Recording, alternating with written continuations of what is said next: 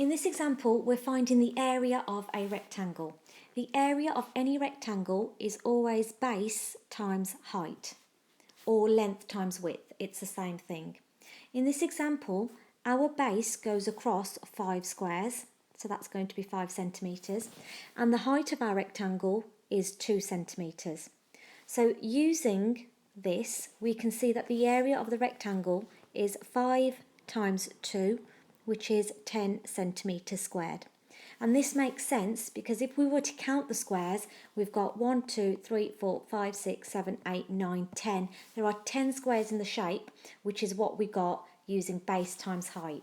And this works because you've got 2 lots of 5 squares. So you've got 5 there and you've got another 5 there. That's 2 lots of 5. In this example, we're finding the area of this shape. Now, because this shape isn't a rectangle, it's not as straightforward as just doing base times height.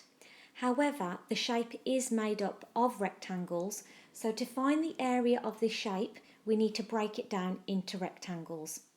So the first thing we need to consider is how can we break this shape down into rectangles? So we can break it down into rectangles if we draw a line across here, and we have a rectangle at the top, and we have another rectangle at the bottom. That's not the only way we can do this. Another way you can break the shape down into rectangles is by drawing a line over here. So you've got a rectangle over here and you've got another rectangle over here. No matter which way you go for, you will get the right answer. Now I'm going to leave this line drawn in over here. And by drawing that line in, I've now made 2 rectangles. So I'm going to call this one rectangle A and this one's going to be rectangle B. So what we're going to do first is work out the area of rectangle A, then we're going to work out the area of rectangle B, and to find the total area, I'm going to add the areas of those rectangles up. Now, to make the question a little bit more easier and to break it down, what we're going to do is we're going to draw out rectangle A and rectangle B separately.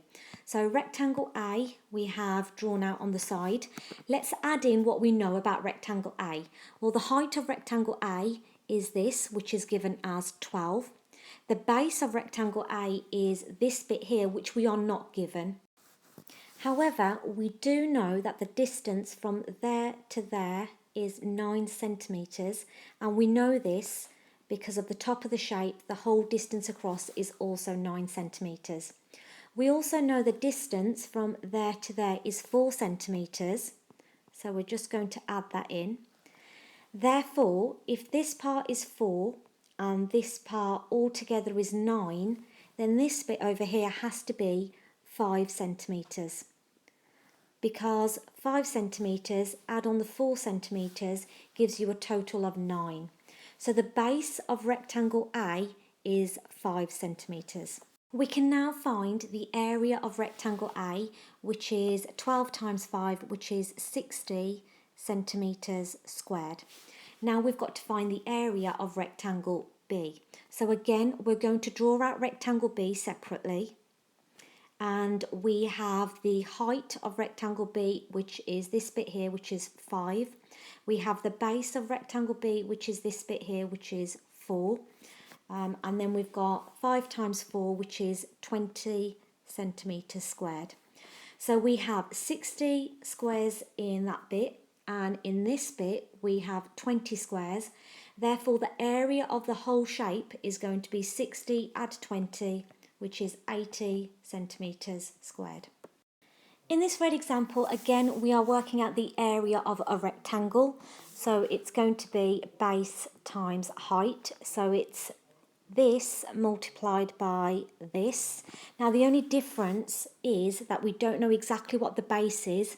All we know is it's 3m minus 7, and the height, we don't know exactly what it is, but it's called m. Now, it doesn't matter which way round you times these, you will still get the same answer. So we are going to have 3m minus 7, multiply the whole thing by the height, which is m. Now, in order to multiply this out, we're going to use the grid method. So drawing out the grid first of all, So we are multiplying everything by m, so we're going to put m there.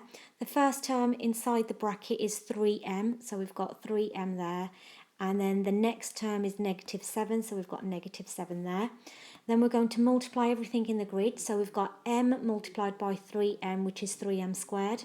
We've got m multiplied by -7, which is -7m. And then we have our answer, which is 3m squared minus 7m. And that's the area of that rectangle.